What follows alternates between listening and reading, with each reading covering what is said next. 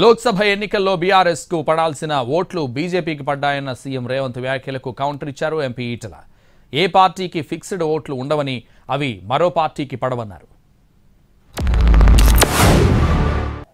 శాసనసభ ఎన్నికలలో 37.5% ఓట్లు వచ్చిన బీఆర్ఎస్ పార్లమెంట్ ఎన్నికలకు వచ్చేవరకల్లా 16% ఓట్లకు పడిపోయింది.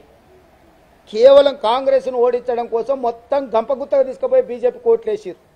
ఫిక్స్డ్ ఓట్లు ఉండవు. టీఆర్ఎస్ ఓట్లు ఇవి, బీజేపీ ఓట్లు ఇవి కాంగ్రెస్ ఓట్లు ఉండవు.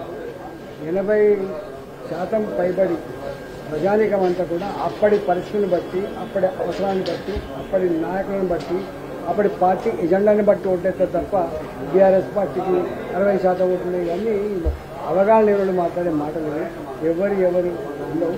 భారతీయ జనతా పార్టీని దేశంలో గెలిపించాలనుకున్నారు. ప్రధానమంత్రి మోడీ గారిని మూడోసారి ప్రధానమంత్రి చూడాలనుకున్నారు.